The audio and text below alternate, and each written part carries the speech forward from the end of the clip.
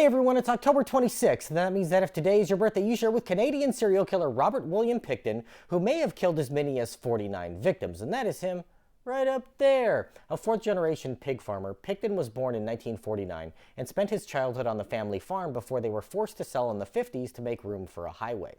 In 1963, his parents bought a new plot of land near Vancouver and began raising hogs once again. He would work long hours and often go to school in unwashed clothes that reeked of farm work, getting teased by fellow students. Pickton dropped out of school at the age of 14 to become a butcher's apprentice, and along with his brother and sister inherited the farm when his parents passed away within a year of one another in the late 70s. Their business did well, and the farm that was purchased for $18,000 was worth $7.2 million in 1994. They sold off a large portion of the land, making them millionaires. At about this time, people began to notice that women were going missing in Vancouver's downtown east side, known as the DES. They were largely poor, homeless, drug users, or sex workers, and as such, the police department didn't make their disappearances a high priority.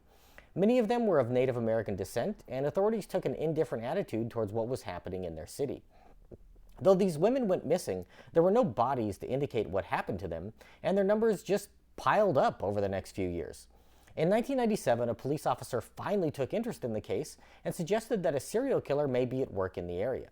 Pickton was known to throw wild parties on his farm and made friends with the bikers, pimps, and prostitutes who made up a substantial part of those living in the DES.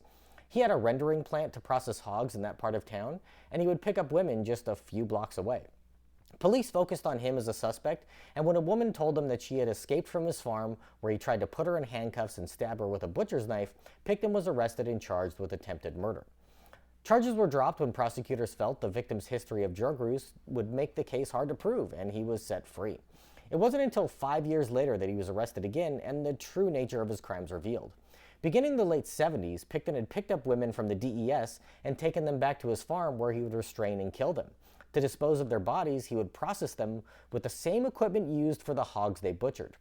He was caught when a tip was phoned in about unregistered guns on his farm, and a search turned up body parts in freezers and buried across the land. The remains of dozens of women were found, and he was charged with killing 26 women from 1979 to 2002. While in jail, he confessed to a fellow prisoner that he had killed 49 women and had hoped to kill another to make it an even 50.